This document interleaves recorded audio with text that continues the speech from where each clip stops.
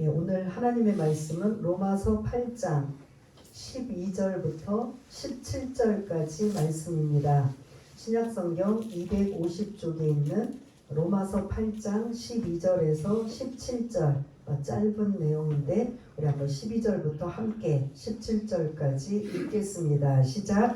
그러므로 형제들아 우리가 빚진 자로되 육신에게 져서 육신대로 살 것이 아니니라. 너희가 육신대로 살면 반드시 죽을 것이로되 영으로서 몸의 행실을 죽이면 살리니 무릇 하나님의 영으로 인도함을 받는 사람은 곧 하나님의 아들이라. 너희는 다시 무서워하는 종의 영을 받지 아니하고 양자의 영을 받았으므로 우리가 아빠 아버지라고 부르짖느니라. 성령이 친히 우리 영과 더불어 우리가 하나님의 자녀인 것을 증언하시나니 자녀이면 또한 상속자 곧 하나님의 상속자요 그리스도와 함께한 상속자니 우리가 그와 함께 영광을 받기 위하여 고난도 함께 받아야 할 것이니라. 아멘. 로마서 8장은 로마서 전체의 가장 핵심적인 말씀이 이 8장의 말씀입니다. 그래서 조금씩 쪼개서 로마서 8장은 좀 나누려고 하는데요. 오늘 말씀은 성령님과 동행하기라는 말씀으로 함께 은혜를 나누려고 합니다. 우리가 지난주의 말씀 혹시 8장 1절 말씀 기억들 나시나요? 혹시 암송하실 수 있는 분은 암송하시고 아닌 분들은 한번 이렇게 성경책을 보시면서 1절을 한번 암송해 보겠습니다. 시작. 그러므로 이제 그리스도 예수 안에 있는 자에게는 결코 정죄함이 없나니. 예. 그래서 이제 예수 믿는 자는 뭐가 없다고요? 예, 이제 죄에 대하여 죽음에 대하여 심판에 대하여 무죄 선언을 말씀하고 있어요.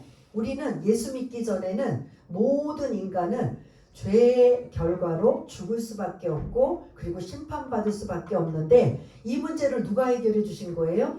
예수님이 해결해 주셔서 우리는 죄와 죽음과 그리고 심판에 대한 이 부분에 대해서 이제 무죄가 선언이 되었다.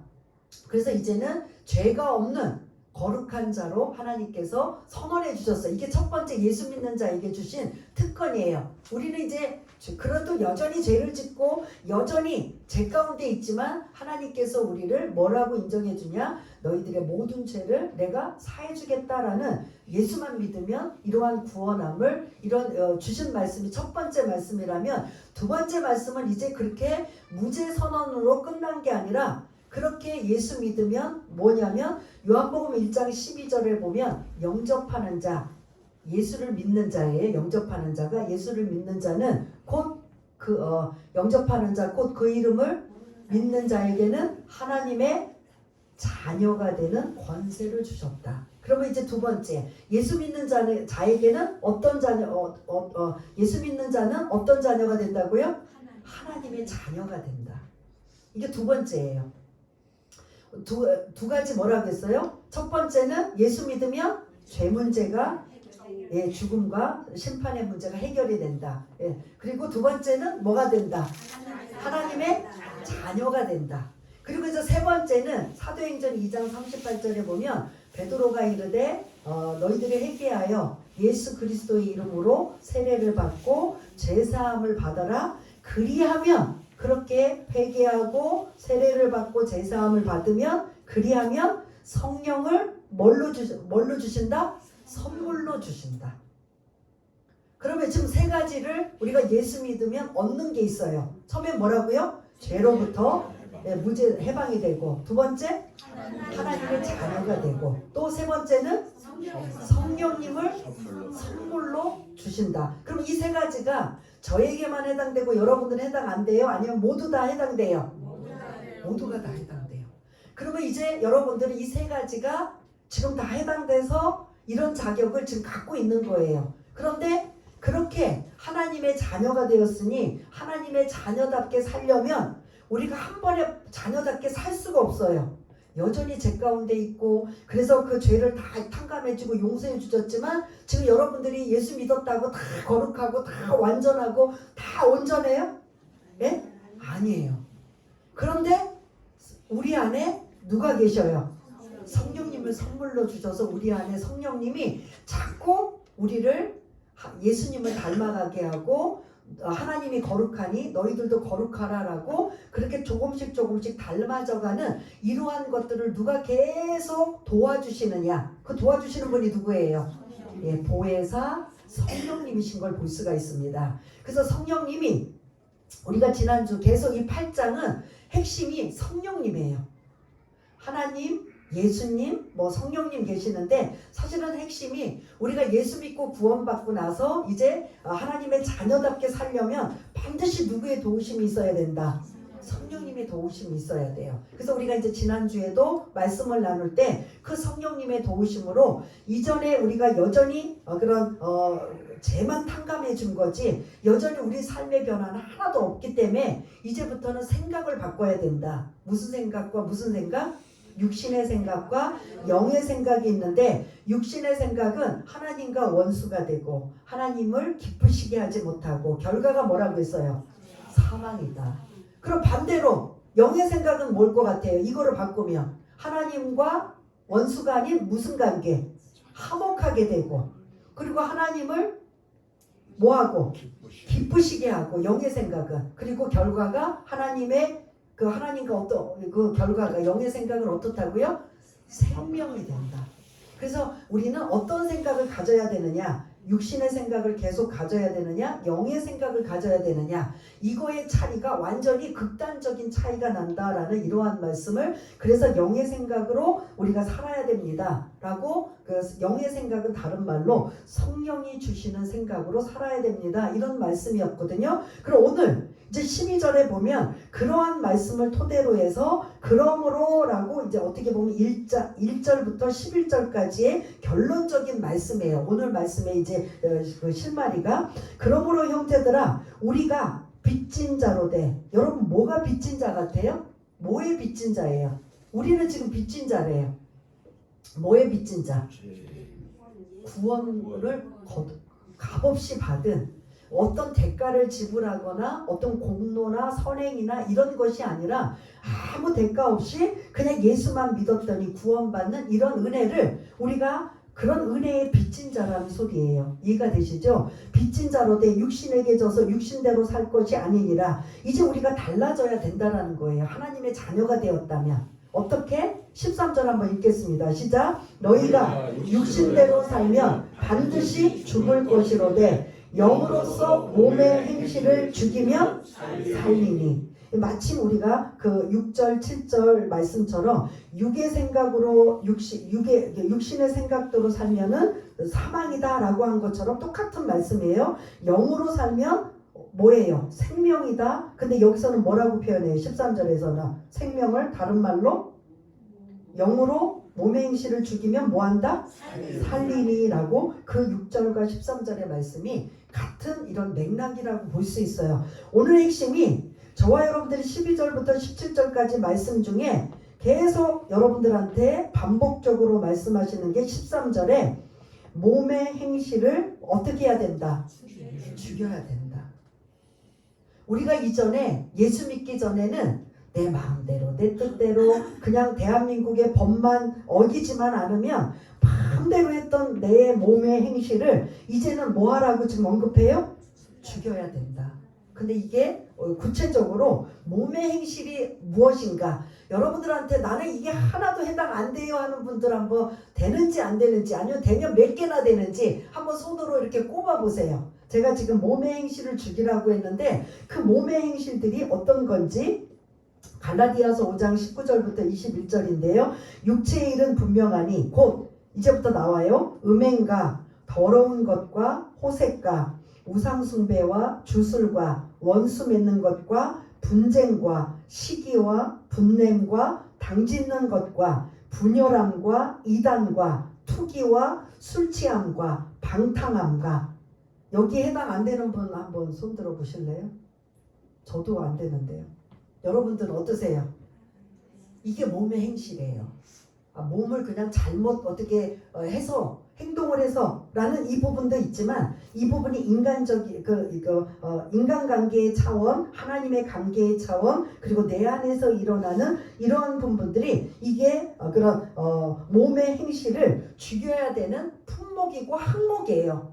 여러분 대충 뭔지 아시죠? 그러면 이러한 것들을 이전에는 이게 대한민국의 법에 저촉이 안 되니까 내 마음대로 이렇게 살았어요. 근데 예수 믿고 나니까 너희들은 이제 달라졌다라는 거예요. 그러니 몸의 행실을 이제부터 죽여야 된다. 근데 이게 뭐 죽여야 된다, 죽여야 맞아요. 이런 건 옳은 거 아니니까 죽여야 돼요. 근데 그런다고 그렇게 돼요, 안 돼요? 안 돼요. 그러니까 누구의 도움을 받아야 돼요? 성령님의 도움을 받아야 돼요. 우리가 조세형이 좀 귀가 간지럽겠지만 제가 이 로마서를 하면서 조세형 이야기를 했잖아요. 조세형이 어떤 사람이죠? 예? 대도. 예.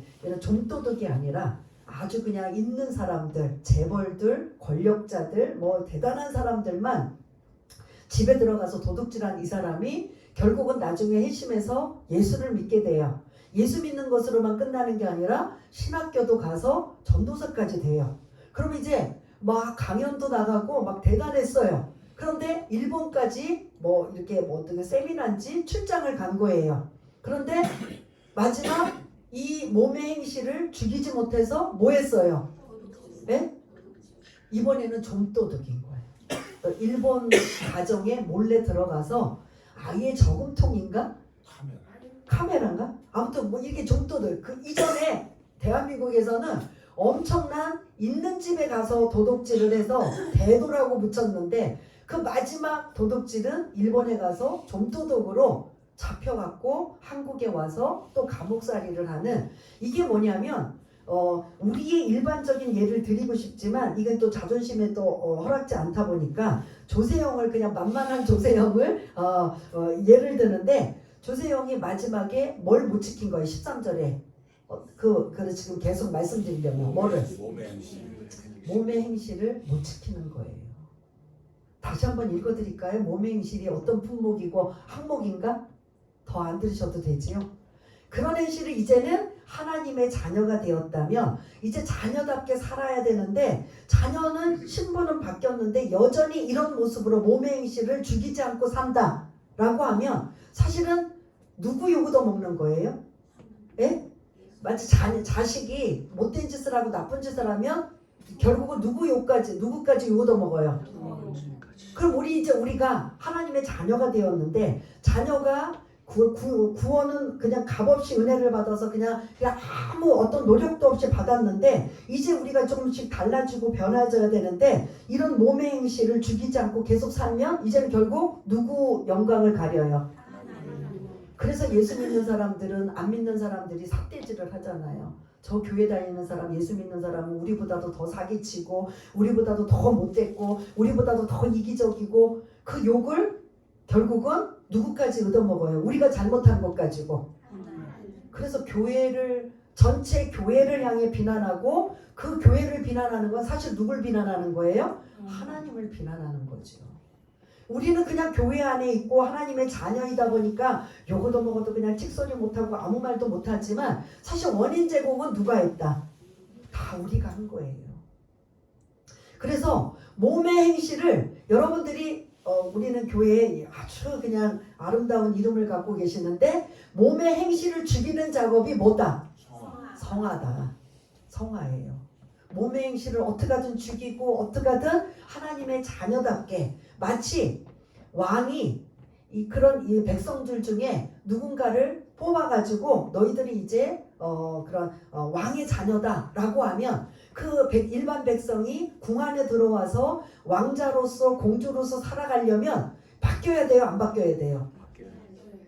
여전히 몸의 행실을 안 죽이면 그 왕자와 그 공주로서 못 살면 결국은 이제 왕이 화가 나서 어떻게 될 것 같아요?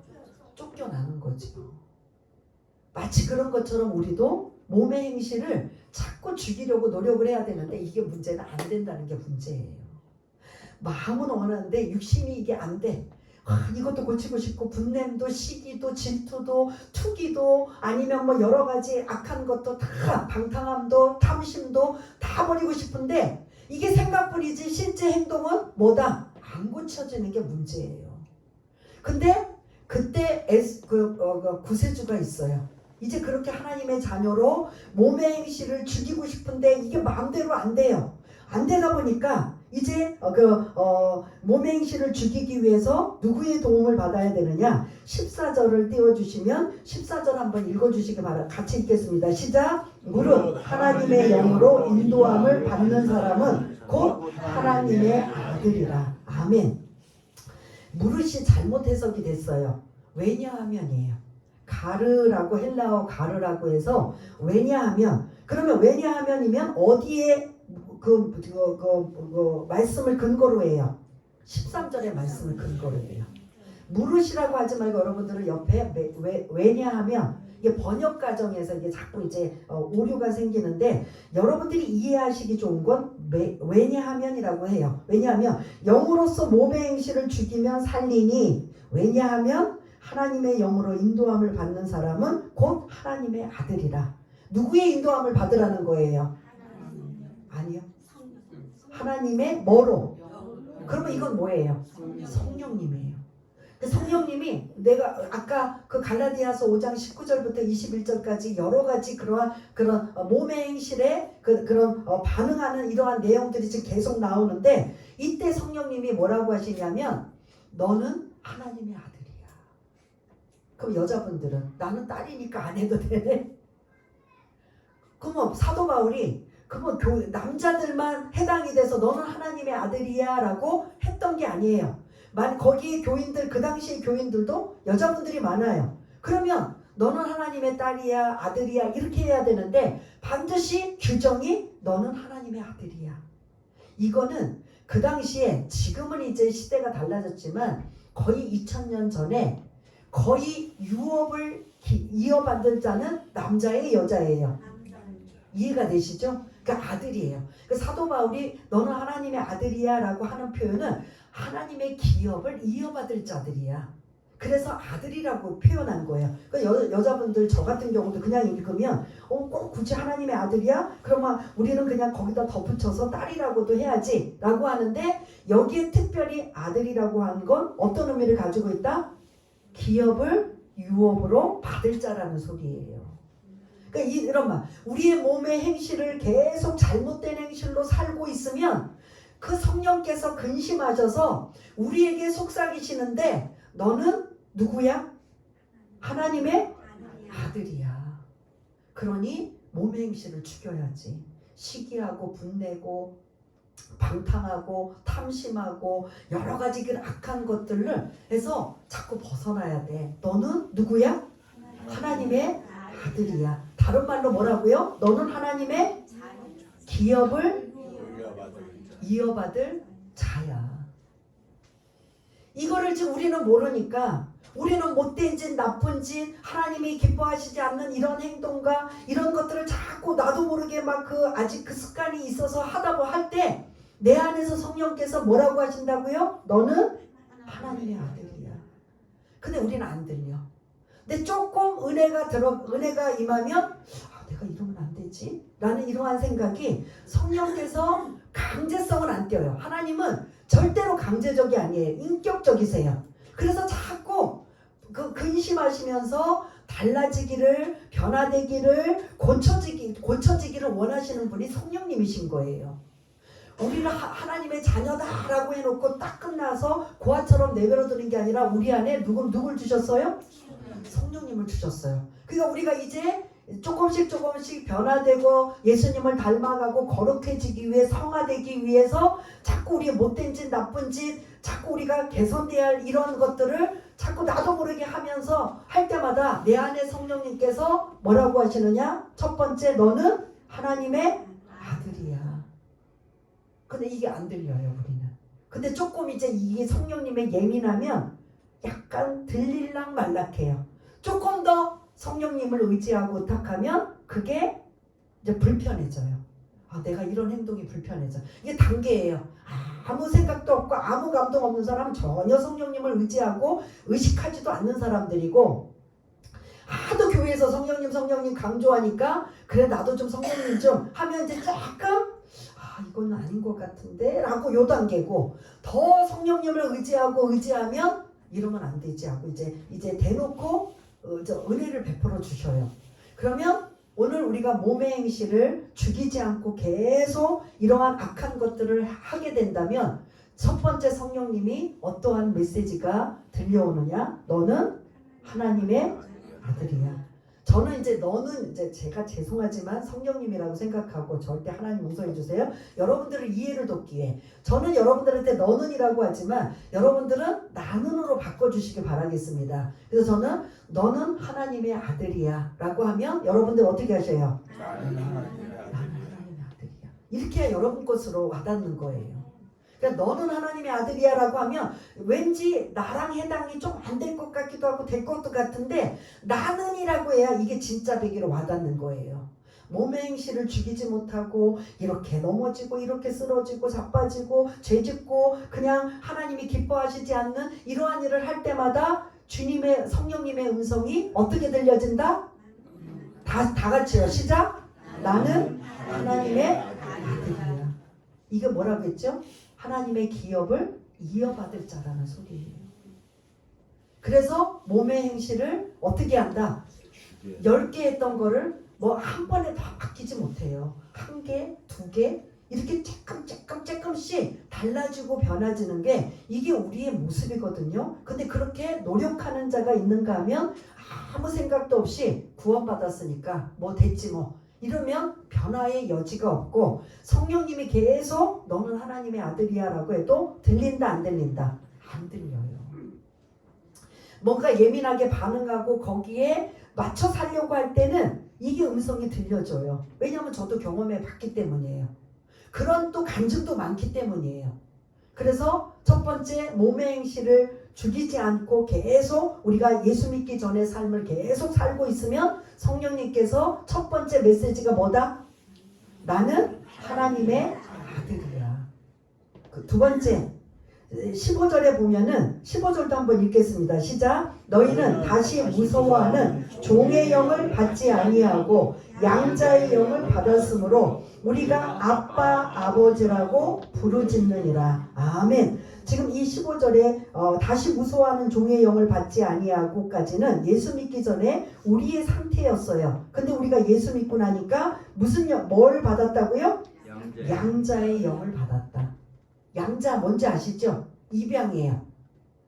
이 당시에 지금 사도 바울이 이 로마서를 쓸 때는 로마 엄청난 제국에 거기는 희한하게 결혼도 많이 안 할 뿐더러 또 전쟁에 나가면 많이들 죽기 때문에 그 대를 이을 이런 후손들이 이렇게 많이 부족해요. 그러다 보니까 이 당시에 로마에서는 자동적으로 노예라 할지라도 똑똑해 보이면 괜찮아 보이면 그런 아이들을 입양해가지고 그때부터 가정교사를 붙여서 그 집안의 모든 교양과 예의와 법도를 체계적으로 가르쳐요. 그래서 그렇게 완성된 아이들이 이제 그 집안의 대를 이어가는, 이게 로마에서는 당연시 됐어요. 근데 우리는 이제 그게 이렇게 많지 않으니까 저 사람 양자로 입양했대 뭐 했대 이러면 이제 계속 이게 좀 특이할 수 있는데, 로마에서는 그런 예가 너무 많아요. 대표적인 예로 황제가 이렇게 양자로 입양이 돼서 황제가 된 사람도 있어요. 그 정도로 이 로마에서는 양자에 대한 개념이 그렇게 그런 부정적이거나 나쁜 개념이 없어요. 왜냐? 집에서 자기 집에 대를 잇기 위해서는 반드시 누가 있어야 돼요? 후손이 있어야 되는데 없다 보면 자연적으로 노예라 할지라도 잘 키우고 교육시키고 훈련시켜서 그 집에 대를 이을 만한 그러한 자격을 갖출 만한 교육을 가정교사를 붙여갖고 다 시키고 있는 이러한 걸 볼 수가 있는데, 이 말씀을 그대로 지금 도입해서 성령께서 뭐라고 하냐면 우리를 예수 믿고 구원받은 우리는 하나님의 뭐가 되었다? 양자가 되었다는 거예요. 원래 하나님의 아들은 누구예요? 예수님이에요. 그러니까 우리는 또 다른 예수님이 계시기 때문에 우리는 그 다음 입양했다면 뭐가 되는 거예요? 양자가 되어서 우리도 하나님을 뭐라고 부른다? 아빠 아버지. 유대인들은 지금도 유대인들은 예수를 거부하고 믿지 않는 유대인들은 이 성경을 구약 성경만 믿거든요. 구약 성경에 하나님이라는 단어가 엄청 많이 나와요. 그들은 그 하나님을 읽을 수 있다 없다? 무서워서 두려워서 못 읽어요. 그래서 그들은 아도나이라고 나의 주여라고 아도나이로 바꿔서 읽어요. 아니면 뭐 야훼, 여호와 이런 이름은 지금도 그 유대인들은 못 불러요.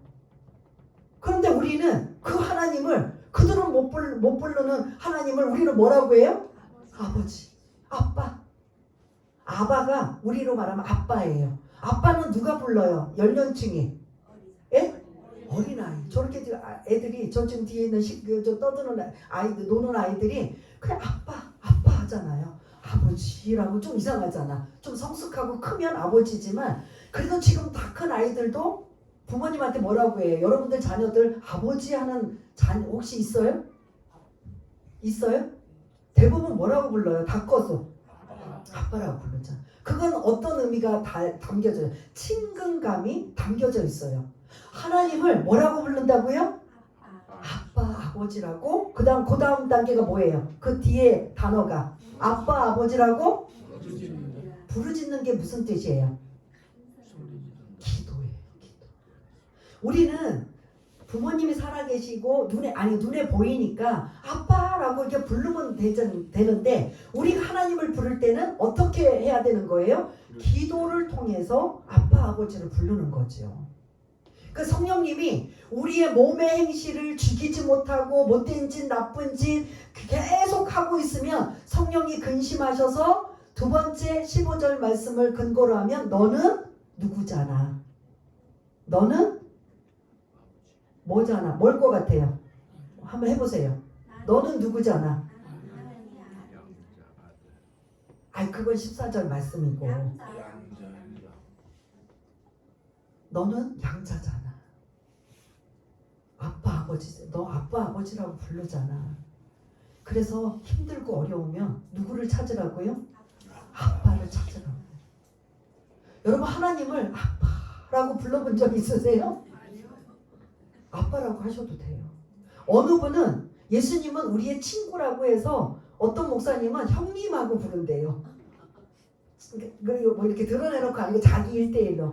어떤 분은 이렇게 하면 안 돼요. 나는 놀랬어 이런 분 듣고. 어떤 분은 여보 당신이라고 부른대요.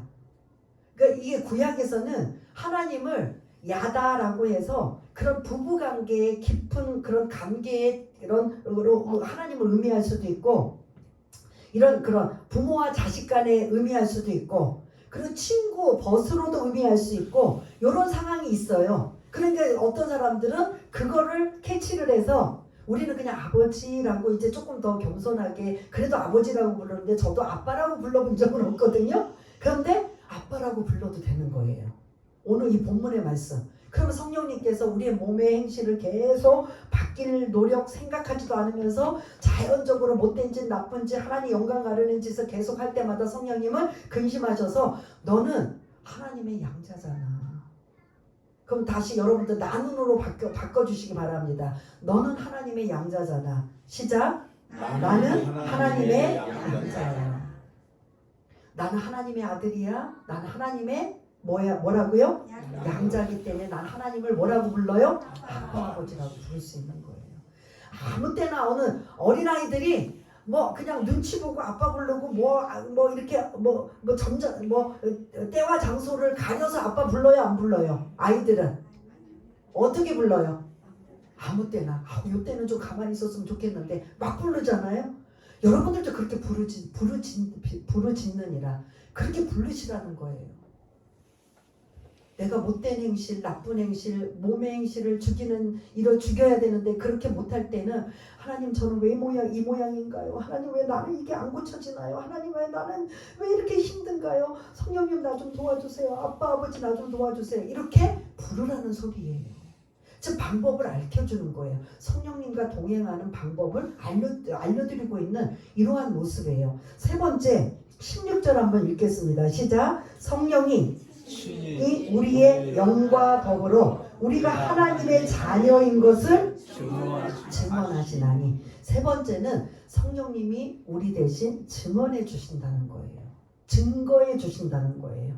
더 넓게는 깨닫게 하시고 알게 하시고 그리고 생각나게 하시고 인도하시고 그리고 하나님 앞에 이 사람은 그래도 살려고 몸부림치고 달라지려고 노력하고 있습니다. 이렇게 성령님이 뭐하고 계신다고요? 증언하고 계신다는 거예요. 누구를? 나를. 그 성령님이 어디 계시는데? 하늘에 계셔서? 우리 안에 계셔서 나는 하나님의 아들이야. 그러니까 성령님께서는 너는 하나님의 아들이야. 너는 양자야. 그러니 아빠 아버지라고 부르면서 자꾸 노력하고 그리고 몸부림치고 예수님을 닮으려고 하나님을 기쁘시게 하려고 노력해봐. 할 수 있어. 하면 돼. 마치 여러분들이 자녀를 키울 때 강압적으로 하는 거 말고 자꾸 그런 인격적으로 할 수 있어. 하면 돼. 노력하면 돼. 우리 같이 노력해보자. 내가 도와줄게. 이 역할을 누가 해주고 있다고요? 성령님이 해주고 계신다는 거죠. 마지막 17절 같이 읽겠습니다. 시작. 자녀이면 또한 상속자 곧 하나님의 상속자요 그리스도와 함께한 상속자니 우리가 그와 함께 영광을 받기 위하여 고난도 함께 받아야 할 것이니라. 아멘. 지금 이 17절에 보면 우리는 뭐라고 나와요? 상속자. 그렇습니다. 성령님께서 여러분들 우리를 향해 너는 하나님의 상속자야. 상속자 좋아요, 나빠요? 좋아요. 상속자야. 그런데 이렇게 살면 안 되잖아. 이렇게 하면 안 되잖아. 내가 도와줄게. 우리 같이 노력하자. 이걸 누가 계속 속삭이셔요? 성령님. 어디에서? 내 안에서. 너는 누구라고요? 하나님의 상속자야. 원래 상속자는 지금 17절에 보면 누구라고 나와요? 그리스도가 상속자인데 우리도 하나님의 상속자로 함께 상속이 되는 거예요. 아까 하나님의 아들이 있었어요. 근데 우리도 뭐라고 해요? 하나님의 아들인 예수님이 계심에도 불구하고 너는 누구야? 하나님의 아들이야. 기업을 이어받을 자야. 그리고 두 번째, 너는 양자. 나의 아들이야. 양자. 이걸 계속 지금 반복하고 있는 거거든요. 그리고 성령님이 증언하시고 지금 또한 17절에 있는 말씀은 너는 누구야? 누구의 상속자? 우리가 이런 존재라는 거예요. 이런 하나님의 상속자, 하나님의 아들, 양자. 이것은 솔직히 대단해요? 안 대단해요? 예? 우리가 이러한 신분과 이러한 특혜를 받았으면 이제는 우리는 다시 13절을 한번 띄워주세요. 13절. 그러면 이제 이러한 자격을 하나님이 우리에게 주셨다면 이제는 우리가 어떻게 살아야 될까? 13절 같이 읽겠습니다. 시작. 너희가 육신대로 살면 반드시 죽을 것이로되 영으로서 몸의 행실을 죽이면 살리니. 아멘. 몸의 행실을 죽이면 살 수 있는 방법은 반드시 누구의 도움이 필요해요? 성령님. 영으로서가 뭐라고요? 성령님. 예. 이제 거의 말씀 다 드렸어요. 정리하자면 우리는 예수를 믿고 하나님의 자녀가 되고 완전히 바뀌었지만 여전히 우리 몸의 행실은 바뀌었다 안 바뀌었다? 지금도 여전히 이 작업이 우리가 숙제예요. 사실은 이게 조금씩이라도 가랑비에 옷 젖듯이라도 아주 조금이라도 노력하고 애쓰는 모습을 하나님은 그걸 보시는 거예요. 고치면 더 좋겠지만 고치지 못하더라도 의식을 하고 노력하려고 하고 나한테 뭐가 잘못되어 있는지를 알고 반성하고 도움을 요청하는 이 작업까지도 성령님은 원하신다라는 거죠. 항상 누가 준비되어 있어요? 누가? 성령님이 준비되어 있어요. 언제든지 우리가 손을 내밀고 우리가 도움을 요청하고 우리가 몸부림치고 우리가 달라지기를 원하면 그 성령님이 우리 손을 잡아서 어떻게 해줘요? 도와주시는 분이에요. 이렇게 다 준비가 되어 있는데 우리는 아무 노력도 안 한다는 거예요. 그래서 이제부터는 여러분들이 성령님에게 예민하셔서 여러분들이 아는 대로 한번 나는 하고 한번 아시는 대로 한번 고백해 보세요. 나는 하나님의 아들이야. 나는 양자야. 누구의 양자? 하나님의 양자예요. 일반 재벌집의 양자만 해도 대단한데 하나님의 양자야. 또 나는 하나님의 상속자야. 왕의 입양해서 상속해도 대단한데 재벌집에 입양하고 상속해도 대단한데 우리는 누구에게? 하나님의 아들이고 하나님의 상속자고 입양된 양자라면 이런 자부심, 이러한 정체성을 잃지 않고 그러면 나는 이제 여기에 걸맞게 어떻게 해야 된다? 살아야 된다. 그때 이게 내 맘대로 안 돼. 안 돼. 또 넘어져 실수해. 여전히 상처 주고 상처받고 아프고 여전히 해. 그래서 그때마다 계속 누구의 도움을 받아야 된다? 성령님. 이 8장은 계속 성령님이에요. 실제 우리의 지금 신앙생활 하는데 우리의 가장 가까이 계신 분이 누구다? 그 성령님이 도와주시고 성령님의 은혜와 능력으로 뭐가 나타난다? 예수의 능력이 나타나는 거예요. 예수쟁이, 예수 닮기, 예수님의 기쁨이 되고 예수님의 그러한 영광을 드높이는 이러한 자가 되는 거예요. 그러한 걸 우리 힘으로 할 수 없으니 성령님이 우리 안에 각자 다 계셔서 어느 분은 지금 그 성령님 한 번도 안 불러주셔서 뒷방이나 여러분 어디에 우리 지난주에 거실까지 오셨다고 했거든요. 현관에 우리 여러분들의 안에 심령 안에 가정이라고 집 안이라고 생각해 보세요. 현관문을 들어가 그리고 거실 일반적으로 이제 그 아파트 뭐 단독주택 같은 경우는 거실 그리고 뭐 건너방 가장 은밀한 안방.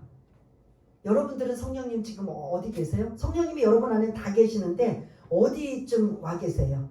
지난주 계신 분들 다 거실 쪽에는 와 계시대요. 거실에 앉아 계시다고 말씀. 여러분들의 성령 거실 쪽에 앉아 계신다고 할 정도면 오늘 말씀이 나는 하나님의 아들이야. 나는 하나님의 그 성령님의 그런 음성들이 예민함이 자꾸 들려져야 되는 거예요. 근데 전혀 들릴 기미도 없이 거실에 앉아졌다는 건 여러분 거짓말이에요. 어디 계신 거예요? 현관문에 대문 안에 계시는 거예요.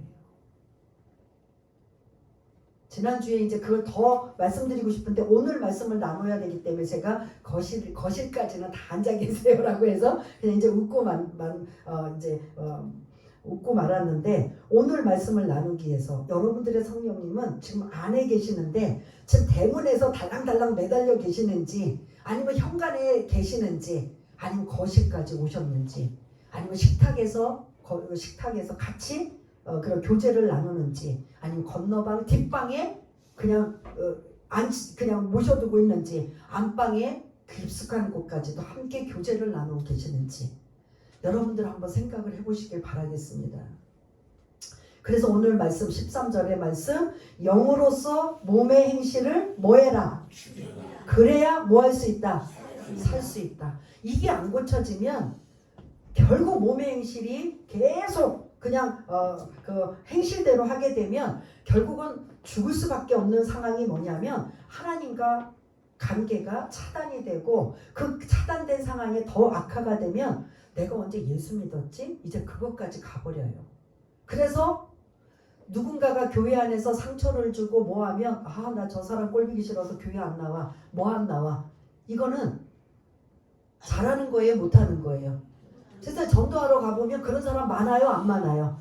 난 누구 때문에 상처받고 누구 때문에 사기당하고 누구 때문에 이래서 저래서 하면 그거는 자신이 손해라고 볼 수가 있어요.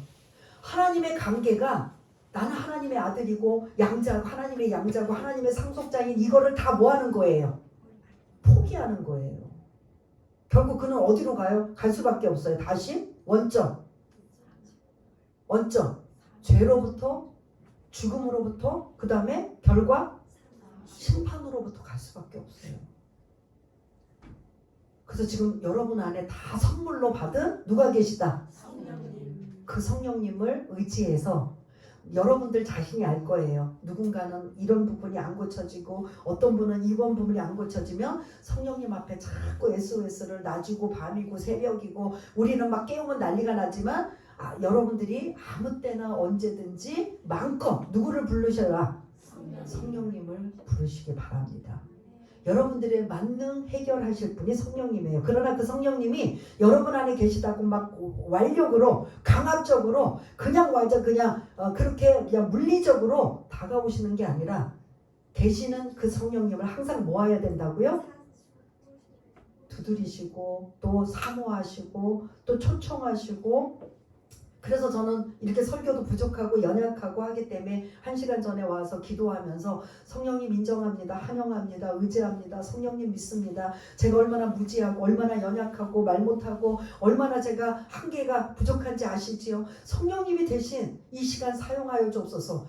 그리고 이렇게 부족하지만 그렇게 몸부림치고 사실은 이 자리에 나오는 거거든요.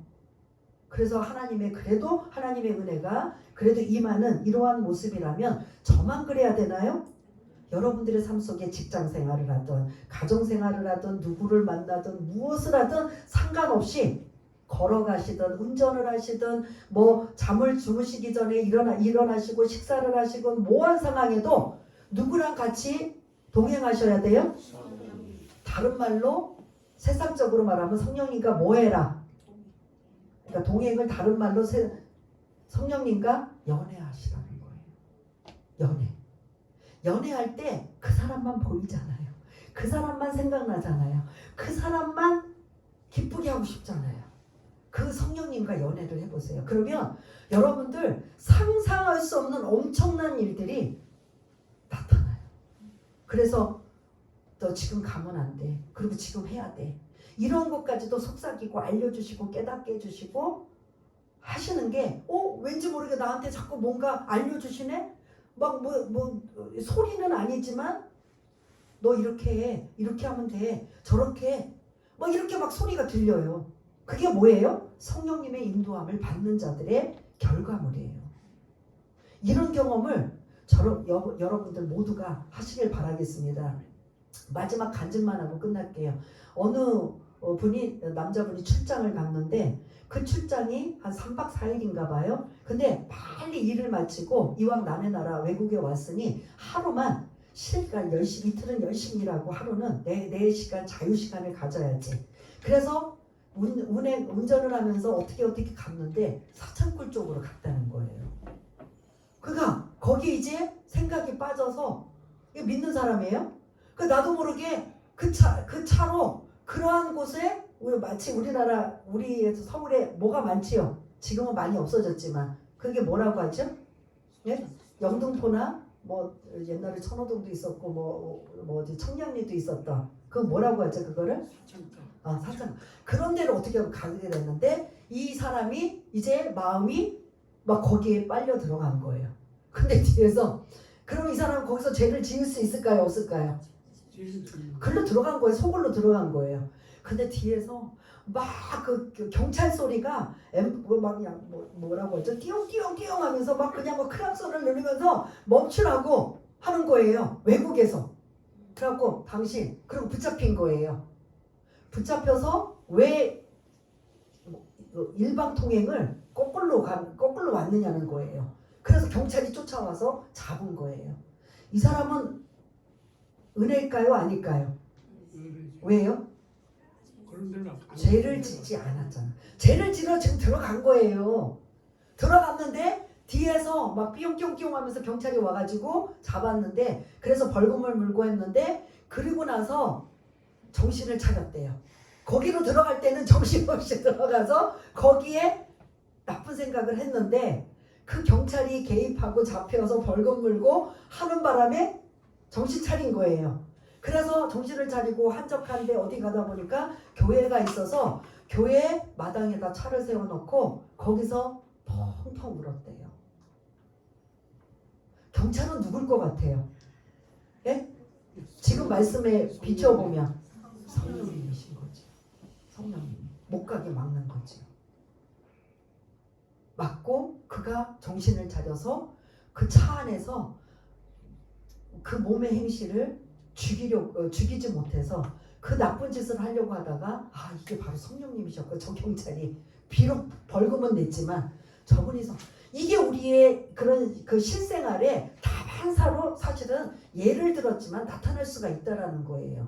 어느 곳까지 가면 성령님께서 여러 가지 사람을 통해서 어떤 방향을 통해서 멈추게 하시고 하는 일들이 사실은 있어요. 우리가 그냥 무시를 해버려서 그렇지. 그래서 8장은 계속 성령님을 강조합니다. 이게 실천편이에요. 저와 여러분들이 신앙생활 하는데 반드시 누구의 도움을 받아야 된다? 성령님을 도움을 받아야 된다. 우리가 세 가지, 우리가 어떤 자다, 이런 자라는 걸 여러분들 계속 각인시키고 흔들리지 마시기 바랍니다. 나는 하나님의 아들이야. 나는 하나님의 양자야. 나는 하나님의 상속자야. 여기서 여러분 여기서 하나라도 빼고 싶어요? 안 빼고 싶어요? 그렇다면 우리가 성령님의 도움을 받아 몸의 행실을 영으로서 죽이면 반드시 뭐 할 수 있다? 사는 이러한 복을 저와 여러분 모두가 누리시기를 바라겠습니다. 우리 한번 이 말씀을 기억해서 여러분 마음속에 간직하시고 그 정체성을 잊지 않고, 그래서 성령님 필요합니다, 성령님 도와주옵소서라고 한번 우리 고백하며 다짐할 수 있는 그런 시간으로 한번 잠시 기도하는 시간을 갖겠습니다.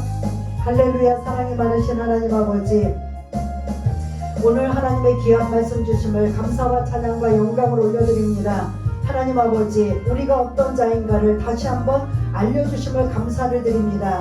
우리의 신분은 바뀌었습니다. 하나님의 아들이 되었고, 하나님의 아버지 하나님 양자가 되었고, 하나님의 상속자가 된 우리가 여전히 옛생활 아버지 하나님 죄의 본성을 버리지 못해서 몸의 행실을 마음껏 아버지 하나님의 영광을 가는 일을 했다면, 이제는 우리 안에 계신 그 성령님의 음성을 들으며 도움을 받으며 노력하며 변화되며 조금씩 닮아질 수 있는 우리 모두가 될 수 있도록 주님 도와주옵소서. 내 안에 계신 성령님, 우리 안에 계신 성령님, 항상 우리가 손을 내밀면, 우리가 도움을 요청하면 언제든지 도와주시는 그 하나님을, 성령 하나님을 항상 붙잡고 의지하고 인도함을 받는, 그래서 믿음의 승리를 아버지 하나님 이뤄낼 수 있는 귀하고 복된 자들 다 될 수 있도록 주님 도와주옵소서.